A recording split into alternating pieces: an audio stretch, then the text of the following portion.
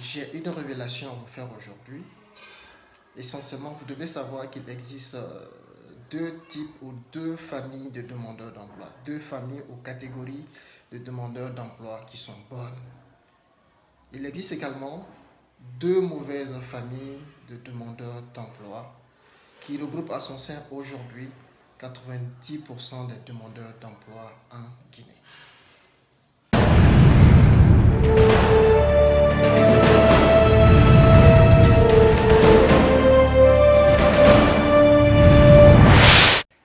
Les chiffres, les statistiques que nous donnerons dans cette vidéo sont les chiffres issus d'une année de recherche entre 3 cabinets de la place spécialisés dans le domaine du recrutement.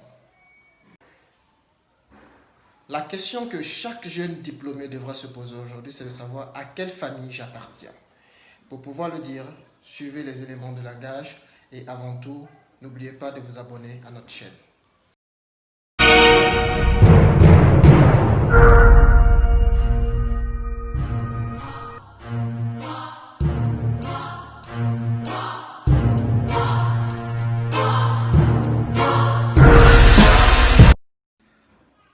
Comme je l'ai dit en l'entame de la vidéo, vous devez savoir qu'officiellement et dans tous les pays du monde, il existe essentiellement 4 familles de demandeurs d'emploi ou de catégories de demandeurs d'emploi dans le monde. Tout d'abord, il y a la première mauvaise famille, qui est la famille narcissique, qui occupe aujourd'hui 60% des demandeurs d'emploi en Guinée. Ce sont des personnes qui ignorent tout des techniques de la recherche d'emploi. Ils ont en concept ce qu'on va appeler ici la notion de la phobie du demandeur d'emploi. Pourquoi? Parce que même le terme demandeur d'emploi est aussi péjoratif pour celui qui est à la recherche d'une quête ou soit d'une insertion socio-professionnelle. Pourquoi? Parce que quand on dit demandeur d'emploi, ça met le candidat dans une position d'infériorité par rapport à l'entreprise.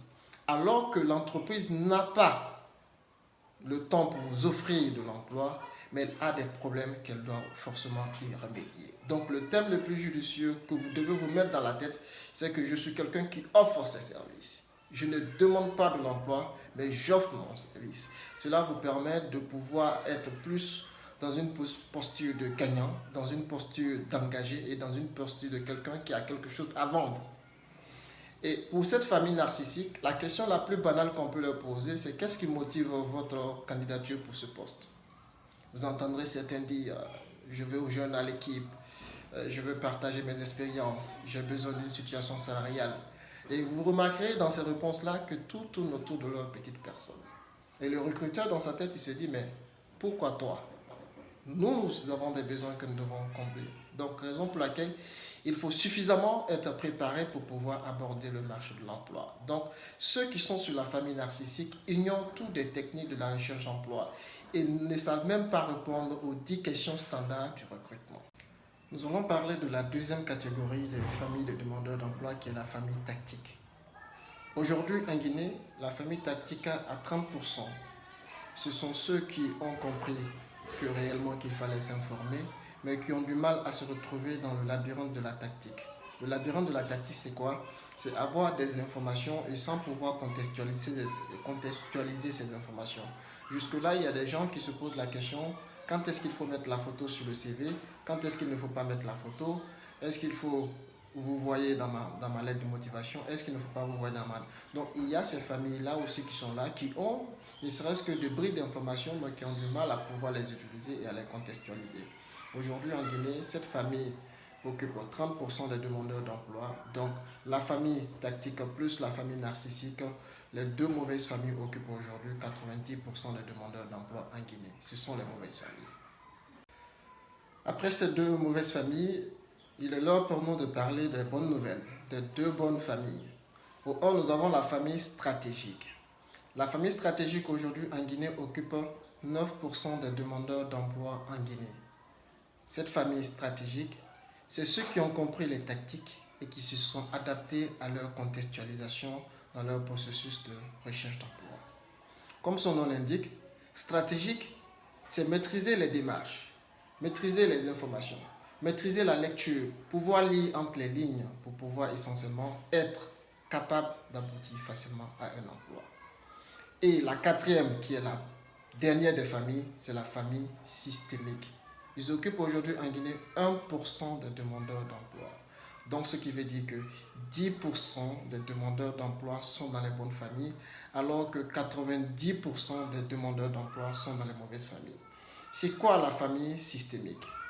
Au fait, le système est plus important que la stratégie. Un système, c'est un engendrement de stratégie qui permet de rouler tout seul. Elle permet essentiellement de minimiser les efforts et de maximiser les résultats. Je vous donne un exemple terre à terre. Vous avez besoin de boire du lait caillé. Première option, vous allez dans une ferme, vous choisissez une vache, vous la cachez, vous allez extraire le lait, filtrer le lait, après laisser le lait au repos avant de pouvoir consommer le lait. La meilleure des options, l'option systémique, c'est de vous rendre dans une supérette, d'acheter du lait caillé et de la boire. Donc le système nous permet essentiellement de fournir moins d'efforts, mais d'avoir un résultat percutant. Et pour cela, il faut maîtriser les démarches spontanées de la recherche d'emploi, qui est la stratégie 3.0, qui permet à tout demandeur de pouvoir aboutir facilement à un emploi. N'oubliez pas de vous abonner à notre chaîne. C'était Code BRT pour les familles de demandeurs d'emploi en Guinée. Merci.